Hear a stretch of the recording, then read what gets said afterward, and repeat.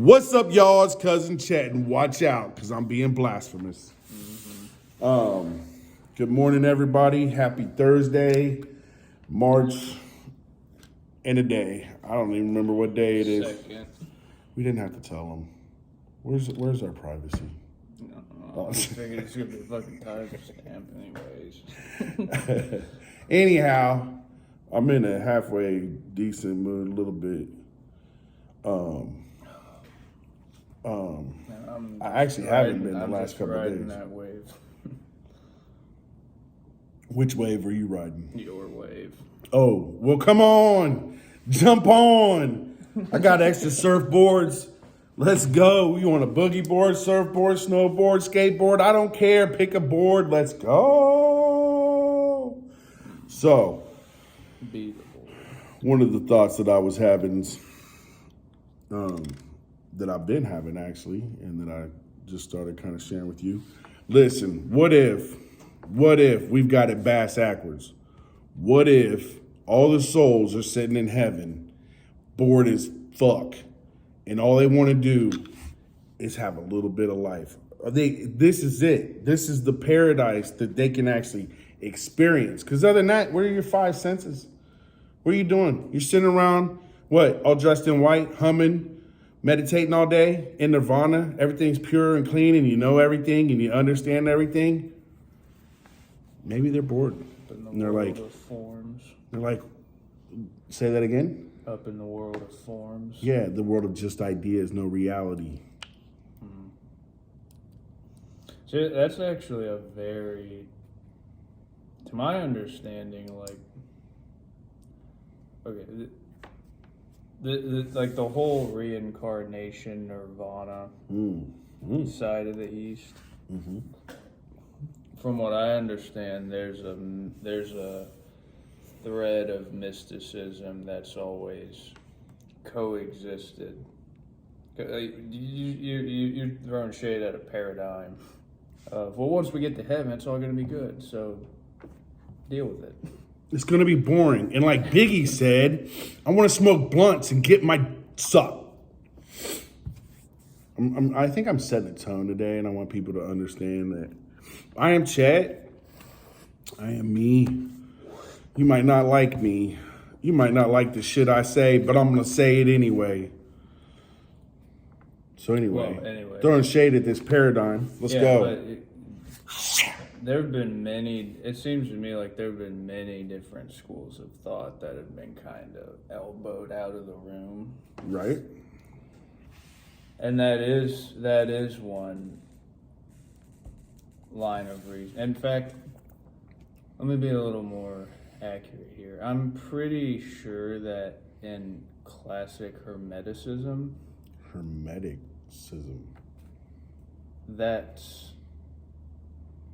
kind of the through line. Like if you had to compare them to like this traditional religious orientation and Hermeticism. Explain to ignorant people and the people that have forgotten what Hermetics means. Like, because you're using it in like a theological, like, Hermetics as in like how things are. It is by its nature as an esoteric word, which is to say, it's basically a word where it's like nobody really gives you the definition.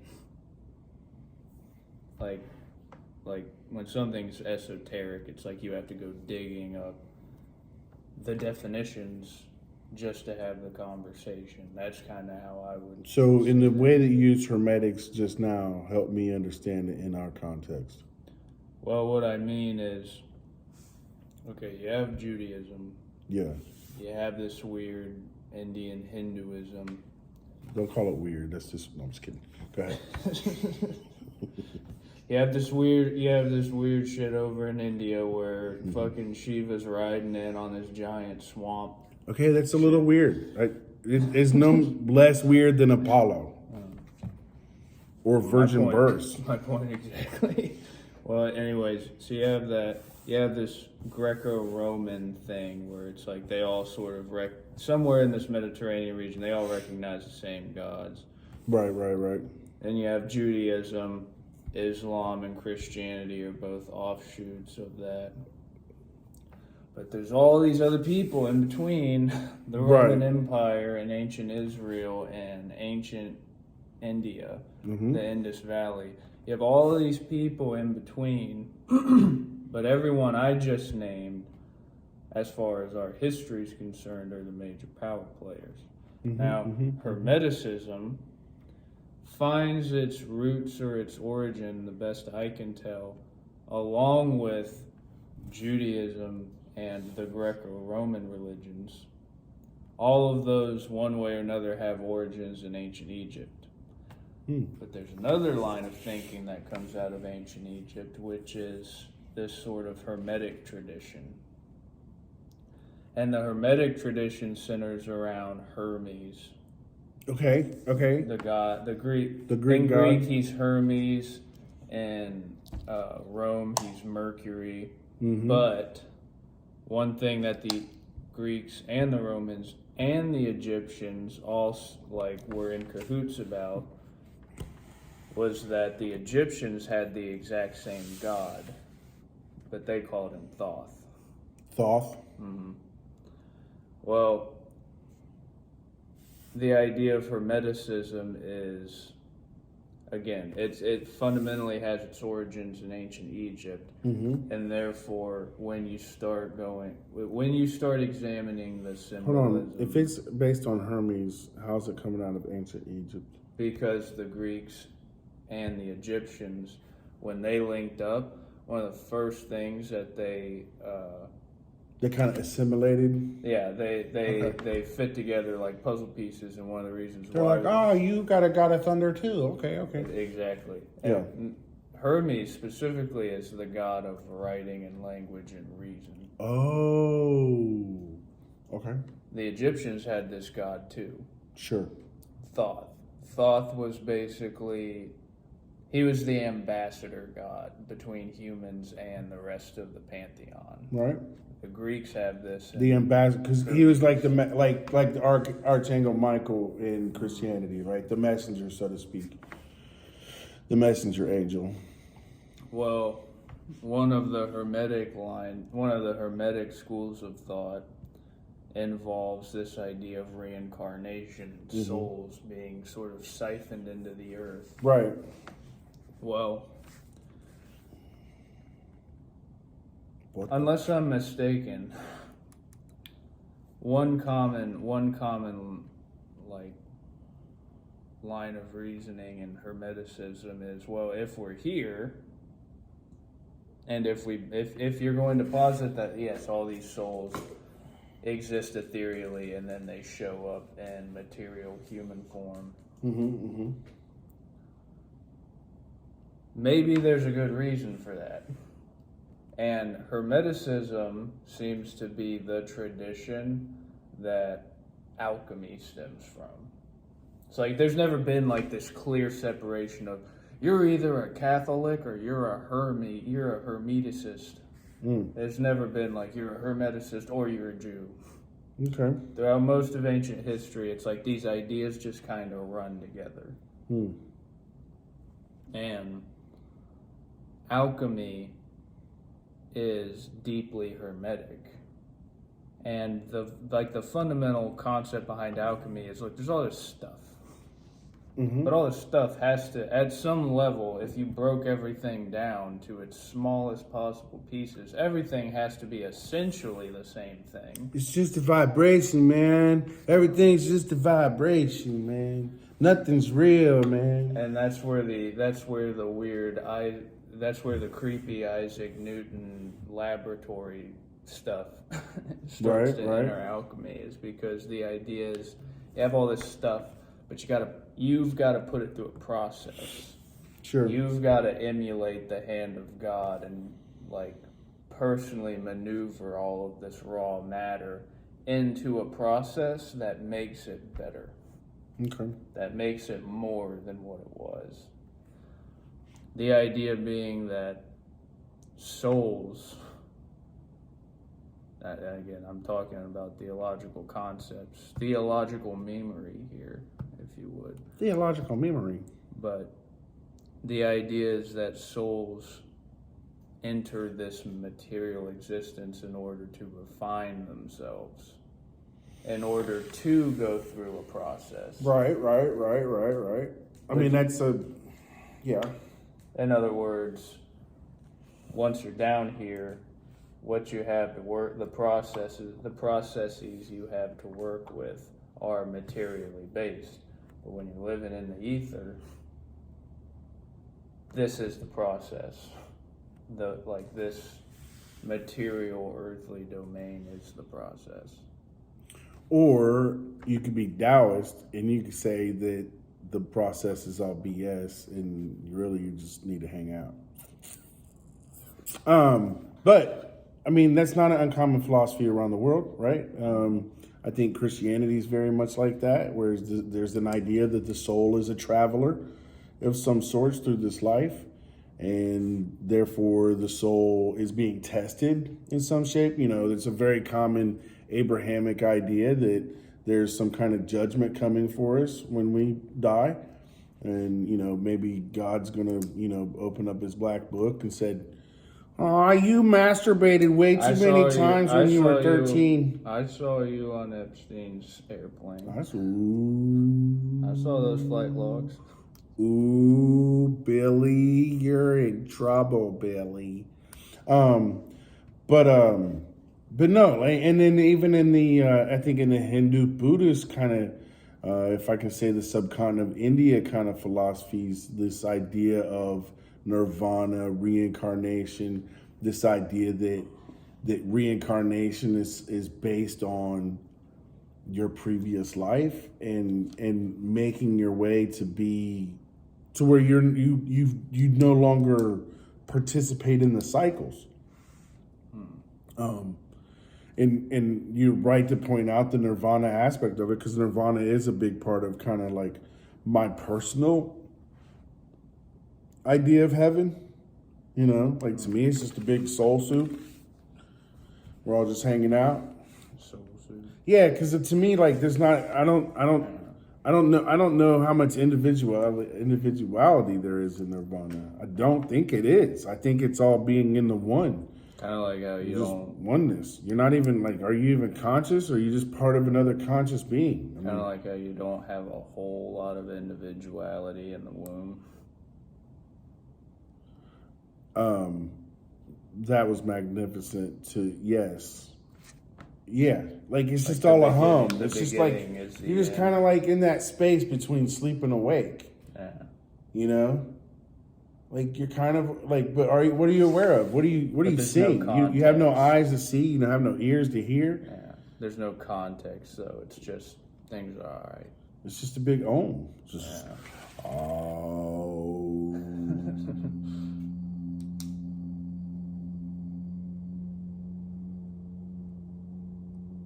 And then they might be like Mongolian, so they might be throat singing. I don't know, but I said that very myself. man, sometimes I can throat sing, but I can't do it like on command. I almost got it. But yeah, man, that's what I imagine it to like, you know, like, and then it's like I said, it's like Biggie says, like, or people when they talk about gangsters paradise and things like that, it's like, wait a minute, I'm gonna have fun. Yeah. I don't want to, and so let me bring it back to not what other people are saying, but the position that I'm positing today, which is, I thought, a very unique idea, and I'm the first one to ever have it because I'm a genius. And you're telling me I'm not a genius. I'm not the first one to have this idea that, and the idea being that all the souls want to come here.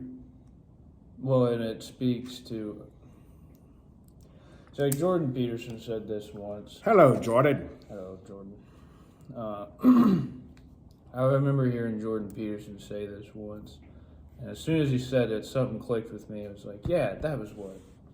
Every time I went on those, He does a lot of that. Yeah, I do that with Jordan quite a bit. every time I went on one of Just those clicks. janky ass like missionary trips where we all slept on the floor and we Right. fucking cemented somebody's sidewalk. Yeah. Like, 'cause I did a lot of that growing up. Mm-hmm.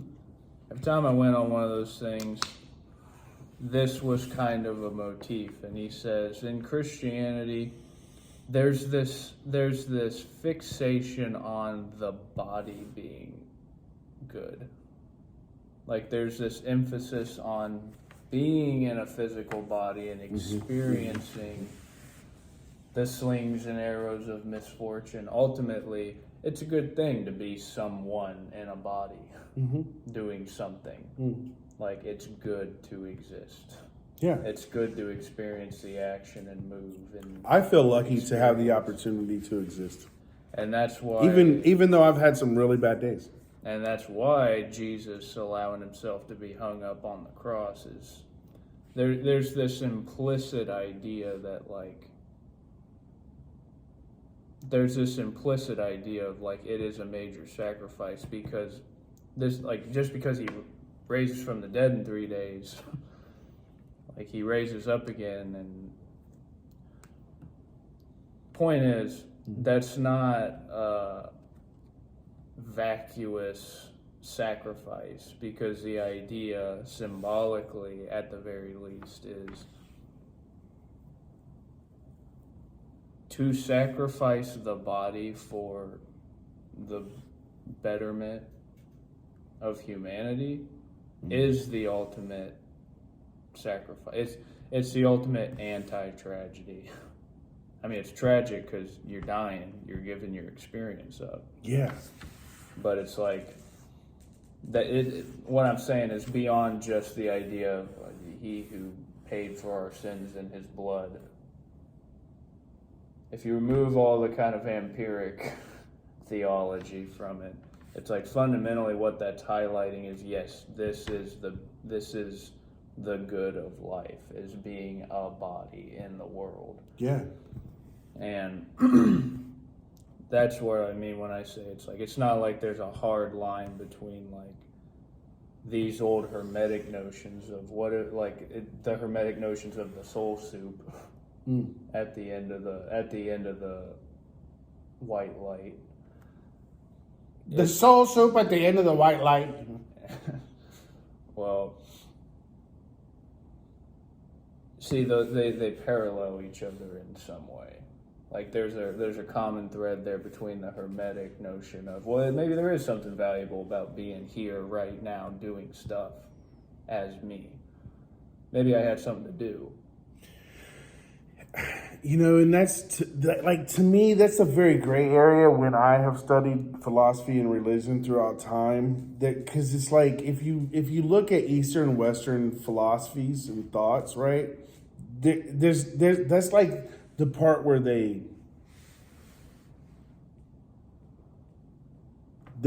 have a fundamental difference. Because I feel like Eastern philosophy is saying, all this is bullshit. This whole testing, this whole fucking soul journey, this whole whatever. No, you don't have to suffer like that. You could just accept that life is life and this is your experience, and you just enjoy the ride as much as possible. Try to create no harm along your way so you don't make it worse for other beings, not just other humans, but other beings, right? And you move through, because that's what we're really going to do. And then Western philosophy feels like it has this, you have a purpose, right? I don't know how many times everybody's like, what's my purpose? I don't know what my purpose is.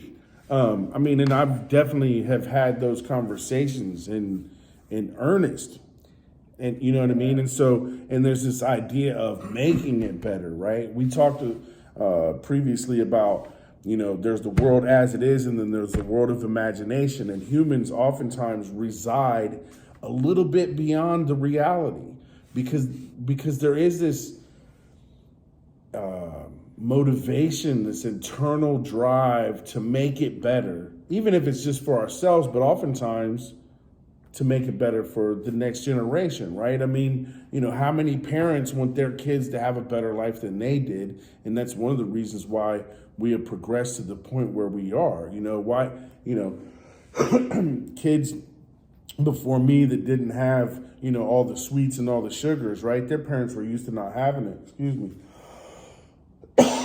But then the next generation and the kids are always like, oh, I want. And the first, that first generation parents like, oh no, that sugar's bad. You don't need all that. But then those kids, their kids are like, yeah, you can have all you want, Jimmy. Sugar it up. Who cares about diabetes? You know what I mean? Like and I'm using a facetious example to say how we want to make it more pleasant for the next generation. We want to make it more pleasant for ourselves. How many people in this world see some materialistic bag chasing so they can have more nice stuff, so they can do less, so somebody else can do the work for them, so somebody else can cook and clean their house and do the things that entropy will apply on them, if they don't take care of it. You know what I'm saying? And that's, I think, also another key, what I just said there, entropy. Entropy is part of our suffering because we have to move, we have to do, we have to exert enough energy just to keep it status quo, let alone exerting the energy to make it better than what it is. You know what I mean? And to keep it in order, or to try to bring some kind of order to what humans perceive as chaos in this paradise, which is why we have these stories, right, of Adam and Eve, and then John Milton's Paradise Lost. What is paradise? Paradise is the fucking ability to be here, man. Yeah. It's like what Jesus says, the kingdom of heaven is within you. Yes. And I'm going to go back to what you said about him. He gave up his experience. So my mom was talking about being at some conference, some training thing or whatever. And part of the scenario was they were split off into, like, let's say 4 groups, right? And they were given this question, and they all had to come back in agreement. All right. And the question was, if you could have world peace, say you have 5 people in a group, would you, all 5 of you, vote to have world peace if you knew one person was going to die? Now, you don't know who this person is. It could be a person, it could be anyone in the world, but you know that if the 5 of you agree to this, there will be world peace, and one person has to die. Would you do it? Would you agree? You're asking me? Well, sure.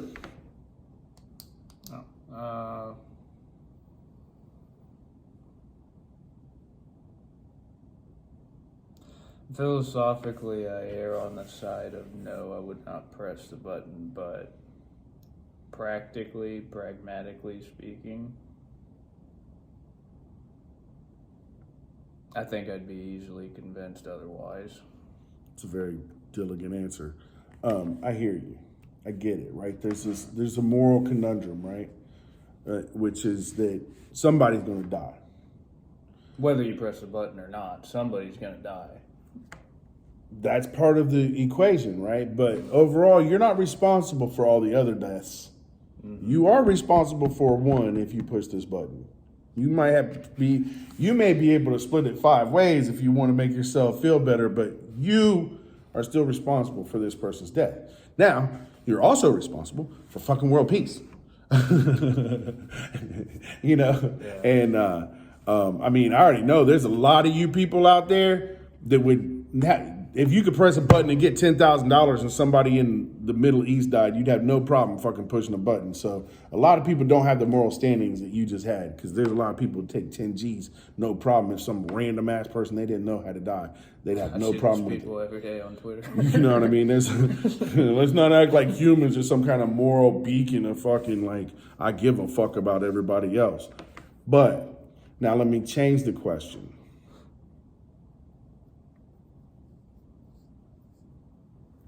Same basic setup. Would you volunteer to be that one person? If there was the ability to have world peace and they said, I need a martyr, I need a volunteer to wear these nails. At that point, philosophically, there's no argument. Yeah, this is the right call. Where I start to ask questions is, okay, how much of a crucifixion can I expect? Because if you're asking me, am I willing to sacrifice my temporary corporeal existence? Am I willing to just blank out? That's easy. If you're asking me, am I willing to sacrifice my dignity?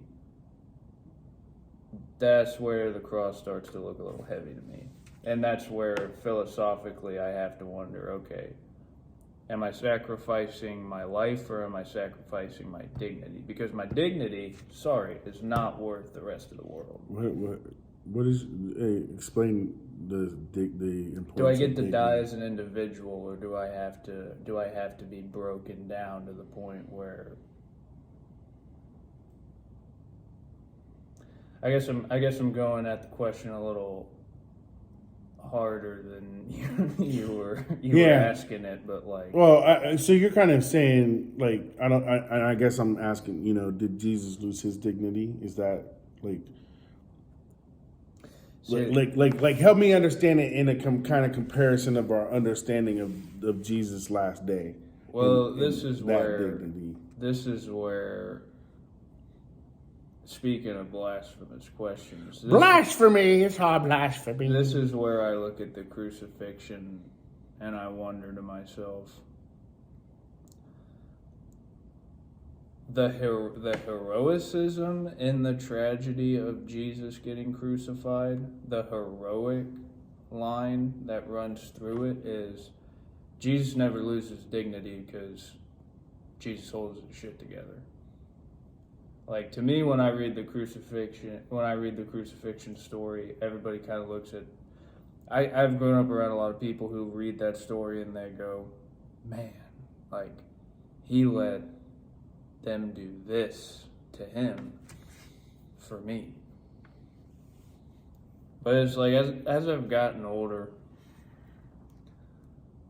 I've started to read that story a little differently, and what stands out to me when I'm reading the crucifixion now is this idea of like, there's this one guy in this little backwater region of the Roman Empire. Well, damn hillbillies. And he conducts himself so well, so cordially, so gracefully. Even the Roman Empire's like, look, we don't want to mess with this guy. This guy's the real deal. This guy's a real G. Well, he's no harm. Yeah. He's kind of like, right? Isn't that what Herod, like, they don't want to get into it because this is kind of like between the Jews. Pilate. Yeah. You know what I mean? Yeah, Pilate. Sorry, thank you. But you know what I mean? But go ahead. But the idea that there's this one dude out in the boonies, and it's like all of these corrupt middle managers in Israel have basically conspired to bring the full force of the Roman Empire on this guy. So this guy's got one of the major world powers prosecuting him on the behest of this flighty little group of middle managers. But this guy, even as he's getting spit on, he's getting beaten, he's getting whipped to the point of dehydration. He's forced to the point of exhaustion before he even reaches Golgotha. And the heroicism in the tragedy is not once does he ever let anyone make him say something he doesn't believe. Right. And that to me is as powerful, at least, as the idea of that is as powerful to me as the notion that, oh man, I've been a bad boy and I needed to be punished for all the things that I've done wrong, but I can't handle the punishment. But this really cool guy showed up and he took all my spanks. He took all my spanking. He took all my spanks. Like, And I'm being flippant. Like I obviously Spanks. I would like to think it's obvious. It's blasphemy, I tell you. I'd like to think it shows that I recognize like there is some graciousness. There is something really beautiful about that idea. Yeah. Of you had the big brother that he was gonna take a beating for you. There's something intrinsically valuable about that, but to me it's like to turn Jesus into a savior kind of negates the heroism. To turn him into a savior negates the heroism of what he went through, and what he thought the purpose of what he was going through. And whether you're looking at it from the West or the Eastern perspective, it's like, if you're looking at it from the Eastern perspective, it's like that Spock mentality, that sort of Asian Spockness of the needs of the many outweigh the needs of the few. Right. Like that is a very Eastern kind of perspective. And on the other hand, you have this Western perspective of, well, we need progress, and it's like whatever you have to do, like whatever it takes for that progress, that's what you sacrifice. He's kind of individualistic, you know. Well, either way, like there's a. Well, but it seemed like if the individual progresses, usually he brings others along with him, and it benefits everyone else. Yeah, you know. But I think it goes wrong in Western tradition when it centers around, oh, this is what it takes to be the king. Well, I think anywhere where it goes wrong is it's the idea that everybody else has to fucking be my slave in order for me to have my happiness. Well, and what they have in common is it's like there's a system. Yeah. There's a system in place. Now in the West, it's like, well, there's a magic syntax. Yeah. So to go back to this question, right? That's essentially what Jesus is doing, right? Jesus almost, like, the question that I'm asking, would you volunteer? I wouldn't necessarily say that the story proclaims that he volunteered, but he was volunteered, and he didn't decline, apparently, because he had the option to decline. He could have, created an earthquake or whatever he wanted to do to get himself out of that situation. And he did not, because he recognized that it would make the world better for other people if he died. And even if he didn't understand that, he understood that God did whatever he perceived as God, right? But why? Why? Because he sees the suffering, right? What's the Buddha do? The Buddha sees the suffering, right? What are the people seeing? Like, what are most of us seeing? We want to alleviate the suffering, because the fact of the matter is, life is suffering. Life is hard. Life is a struggle. And in a way, it should be. Like, in a way, it needs to be. You don't have progress if it's not. Like, the blessing of where we've come from to where we are today is because our ancestors chose and embraced the struggle. 15 to 20 years at a time, generation by generation, building a little bit more, making it a little bit more stable, bringing a little bit more peace, and sometimes to the detriment of the planet or the detriment of others. You know what I mean? Like, it's not like it's been pretty. Like, when we look back at the history and some of the things we've done to each other and some of the things that we're doing to each other now. But to bring this full circle, isn't there kind of like this idea of creating this paradise? Like, this idea that we can create this utopia so that when the new souls come, they don't have to suffer as much, or maybe not suffer at all, because we figured out how to provide the basic necessities, the bare necessities, the simple bare necessities. You know what I mean? Like, and look, my life, compared to like billions of people that lived thousands of years ago, my life is so much easier than theirs, man. I live in a bubble of ease compared to them, man. I literally turn on a little and I get fresh water. That's like you were saying, though. Maybe shit's too easy in paradise. Well, see, yeah, I think the Wall-E example is a good example. The machines start doing everything. We're getting there. And what happens? You start getting chubby, start eating all that processed food, and evolution has to catch up to it. I think too that whose paradise is paradise. I think that the human idea of good and bad is a human judgment, and oftentimes not always good, the best for everybody else. My perception of what paradise looks like is different than what somebody else's paradise looks like. I mean, think about this. Like, they talk about Illuminatis and all these organizations. What are those organizations doing? What's the WEF doing? They're trying to create a future that is the utopia that they imagine.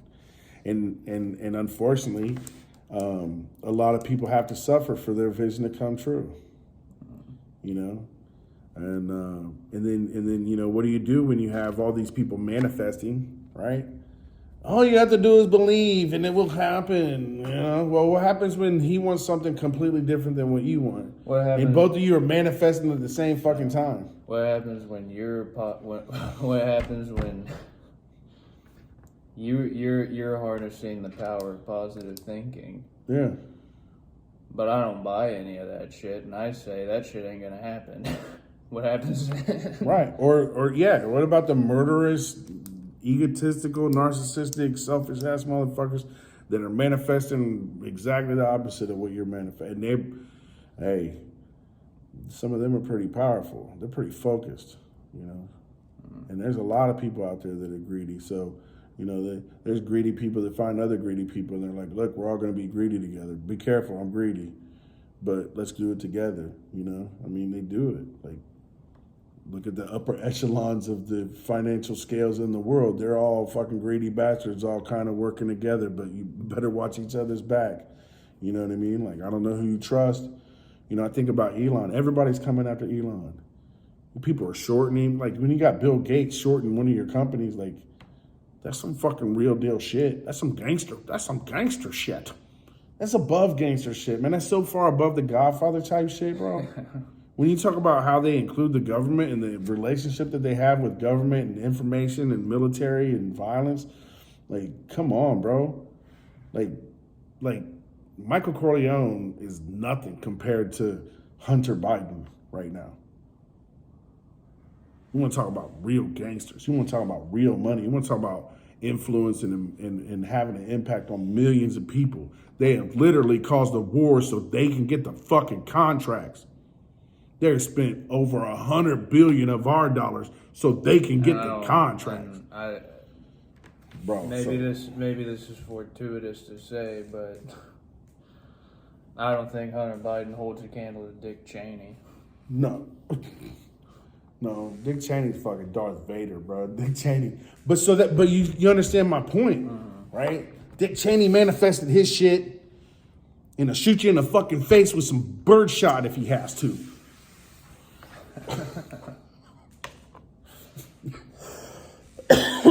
So my point, but nonetheless, what if this is all we get, bro? And what if, we all fucked it up because we had Apple. And we're like, it ain't good enough to be out here and be hunter-gatherers. This ain't paradise to me. I gotta wake up in the morning and go hunt a deer. They only lived like 35 years because life was hard as fuck. You think about it, you're camping every day. That's hard. Yeah.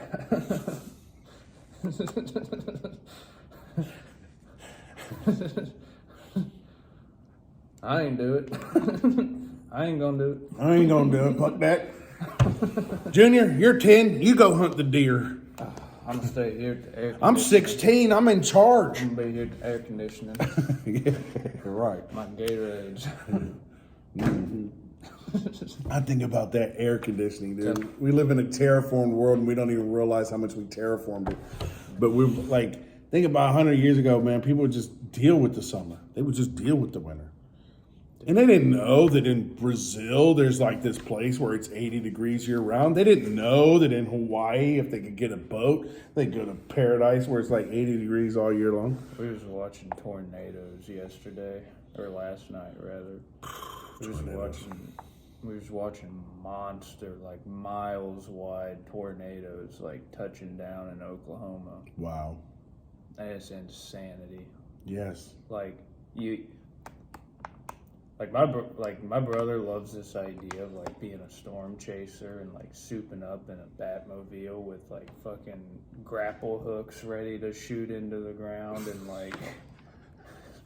I can just see him like flying like a kite with his camera. Yeah. Look at this shot. He loves this idea of chasing tornadoes, but dude, anytime I even think about a tornado, I'm like, dude, I don't want to fuck with that. I don't want to go near. Like, the sheer power of the elements, of the air, the sheer force of the wind.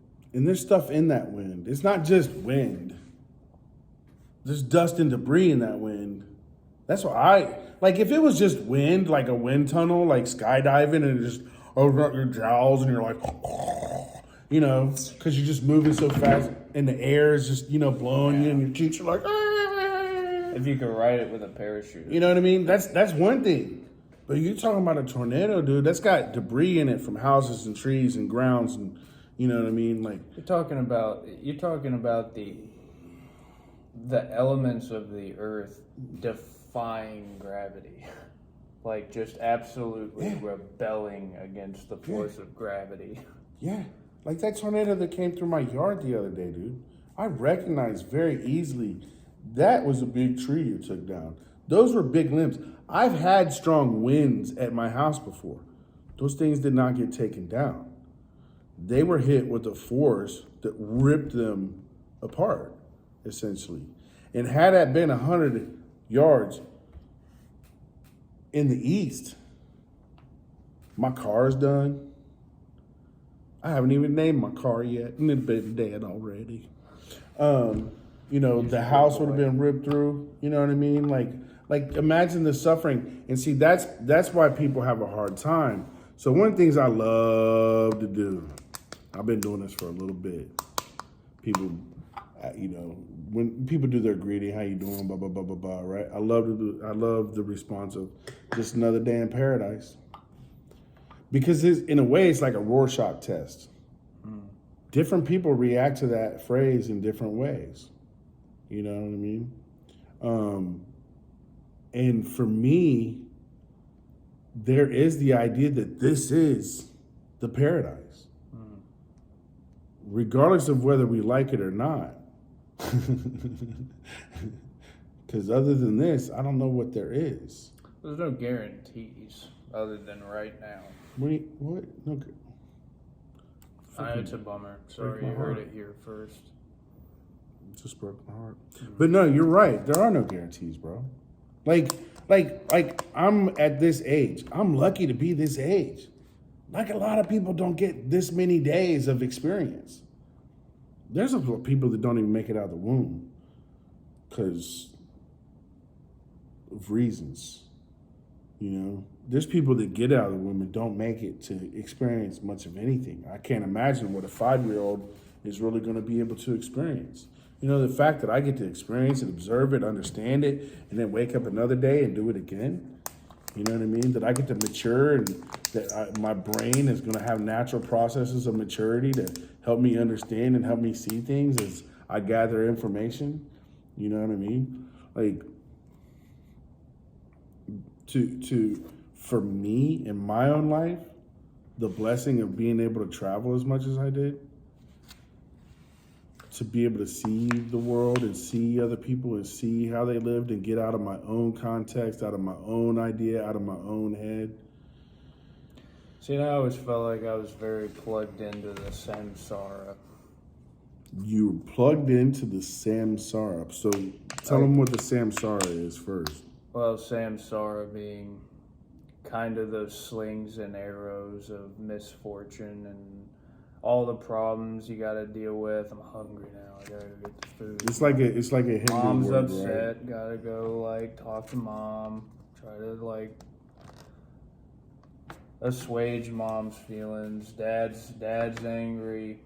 guess I'll argue with that now. All of the inconveniences of corporeal existence, Yeah. of all the context that has to be accounted for.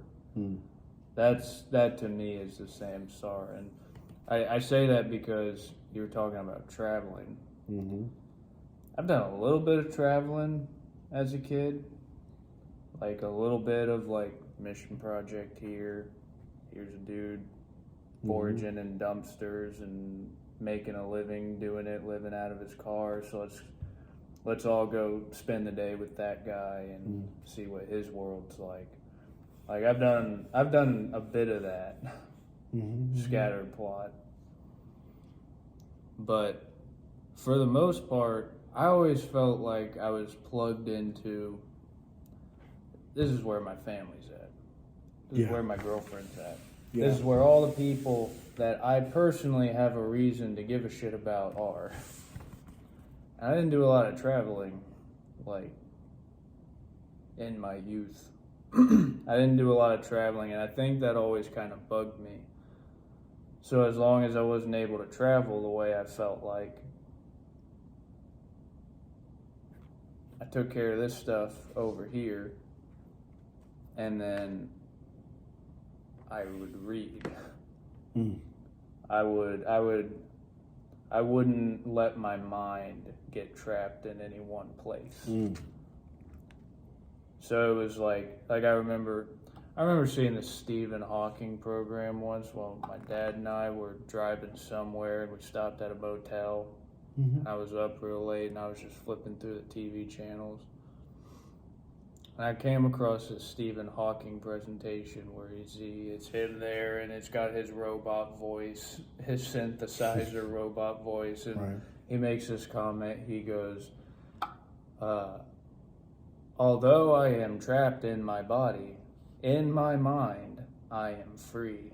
And then it fucking, the camera pulls back, and there's a giant universe full of these interlocking galaxies and these streams of energy that are flowing through the void. And it's like, that always, I don't know why I never forgot that. Like, the only other thing I can remember from that night is accidentally flipping on a porno channel. Skinamax? Yeah. Maybe there's a reason I remember those two numbers together. I have no idea. Eternally etched.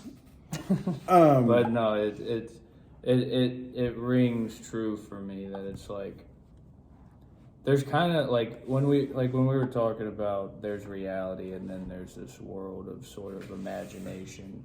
Sure. I think that's using imagination like the tool it is I think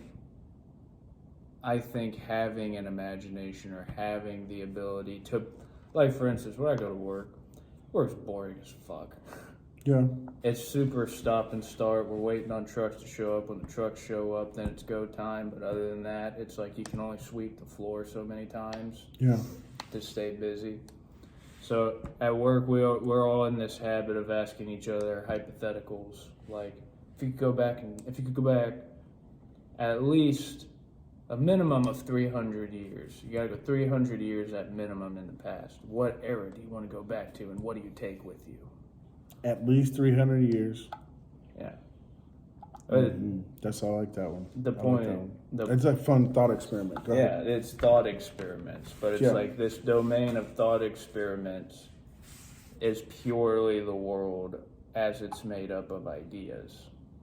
And as human beings, we're kind of privy to what the experience of going inside yourself and going inside your imagination is like. So we're able to trade ideas. We're able to trade memes and quotes and books and stories. Information. Oh, no, I guess ideas, I mean, they're information, but they're not factual. Go ahead. Their information insofar, I think, as human beings are made up of molecular biomes. I mean, I can't say that just because I think of a pink elephant that it's real, but, you know, I can share that idea with you, and then you can think of a pink elephant. you know. But are you really thinking about it? I'd have to take your word for it. You are. I mean, I said it. There was an image of a pink elephant that went through my head. I don't know. But to go back to so Stephen Hawking's in this idea of, you know, trapped in the body, free in the mind. I think that's something that, and I think it goes back to when you said, what was the word you used? When you said, if I didn't have to lose my dignity, and part of what I understood about what you were saying about your dignity is the idea that no matter what kind of violence somebody exerts upon you, that you are free in your mind and that you hold true to what you believe. There's a value in, it doesn't matter if they pull every fucking toenail out as long as I don't sell my soul. Is that a fair way to say it? Right? Like, as long, because, and I think this is very Western and very, like, from the martyr kind of period. And you know, Jesus being, like, and to me, a first martyr in the story of Christianity and saying, I'm not going to just say what you want me to say. I'm not going to let you dictate my beliefs, and I'm not going to let you make me lie to everybody else. I feel that it is so important that my message is getting out that not only am I willing to die for it, but if you don't kill me, I'm going to continue because these people need to know. And there's a value in that. I think that in the Western culture, there's a respect for dying for what you believe and holding true. Now, I think it's a hard thing to do. You know, it would be a hard thing to do to go through the Spanish Inquisition. I think about this quite a bit because I struggle, like, I find that value as well. Now, why? Because I want to wrap this around to my own thing about what if this is all we get? Why is because it's important for the future generations. I don't want people to suffer the way I had to suffer. I don't want people to suffer the way, now I realize that other people suffer way worse than I have. I don't want people to suffer like that again. I don't like the idea of somebody suffering slavery in any form, whether it's economic slavery or just oppression or whatever have you. You know, if this is what we get, then it's our responsibility to make it better for everybody, not just for us in this moment. And I see a lot of greed. People only care about themselves. They don't care about what they're leaving. And I'm not jumping on some big environmental thing and all that jazz. Like, this is beyond the politics. This is way beyond the politics. This is about a personal philosophy and how I approach life and trying to share that idea and that philosophy so that maybe other people will say, you know what? I don't have to be as greedy. I can be okay with what I have. Yeah, I want to make it better, but let me pull back from the imaginary world and live in the real world a little bit more, where I recognize that, you know what, I get to decide. As a me right now, if I eat Taco Bell today, I'm probably not going to eat Taco Bell tomorrow. If I have Italian food tonight, I'm probably not going to have Italian food tomorrow. If I have fried fucking chicken tonight, I'm probably not going to have fried chicken tonight. Right there, I just told you 3 meals that I'm going to have, like, throughout the week. There are people out there that literally are eating the same thing every day right now. I don't care if it's rice, ugali, or fucking millet, or what it is, or gruel, whatever. You know, there are millions of people right now. Millions of people that don't have the option to go, I had rice yesterday. Motherfucker, they're having rice for every meal. They're not, well, I had rice for breakfast, so, you know, maybe I'll have avocado toast. Oh my God, about avocado. You know what I mean? It's like, shut the fuck up, bro. Like, at what point do we get grateful for this paradise that we've been given? Is it ever? I don't. Maybe I'm just like my mother. She's never satisfied. Why do we scream at each other? This is what it sounds like when the doves cry. All right. I apologize for hurting your ears throughout this last hour. Dilligan, I appreciate you coming and hanging out, man. It's a good time. You get it, man, and I really appreciate it. Like that's what How makes many you. people do you think have like had a genuine theological education that we know of in common? What do we consider as genuine? Because if you're talking about you went to theological school, I mean, Liberty who's University. really like who do we know that we could who do we know between us that who do we know? yeah, that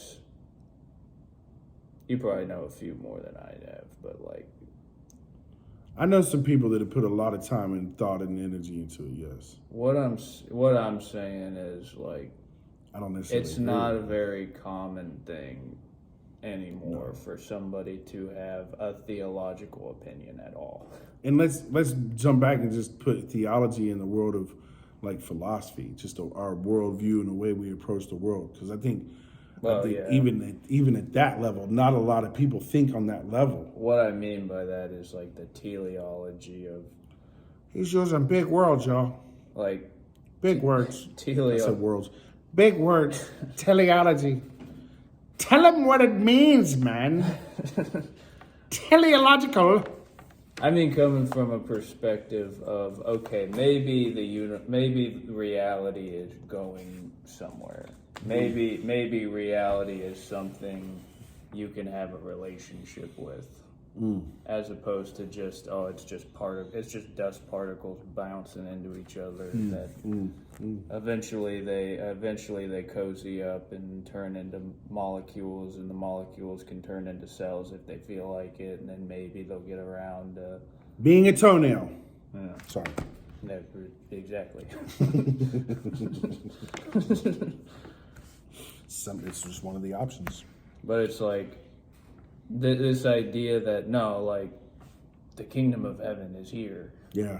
and it's like I guess that's what I mean when I say theology. It's like this idea of the kingdom of heaven is real, it exists, and if the only place it exists is in your imagination, well, that's fucking good enough, isn't it?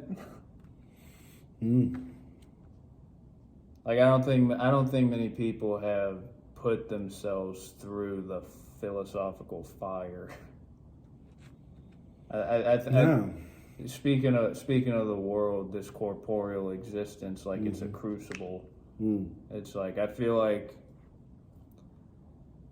you got to turn that temperature up.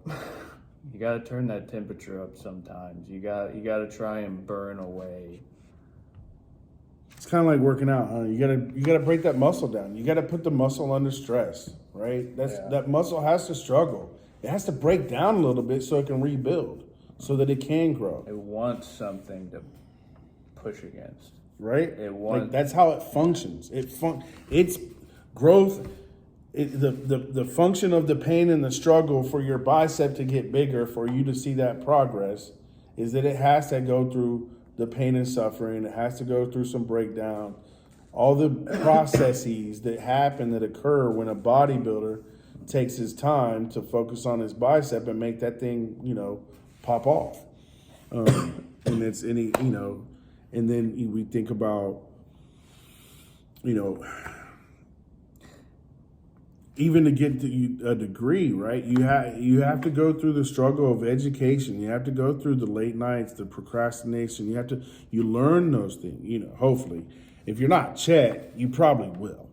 And it's those things that make you employable, because people know you can meet deadlines, that you can work under pressure. You know what I mean, and that you're going to grow. Because otherwise, you end up like me, and you just don't grow. You just stay the same.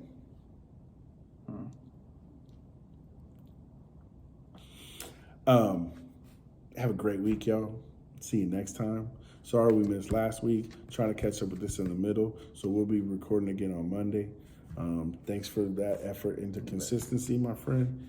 And everybody have a great week. And remember, this is as good as it gets. Shalom.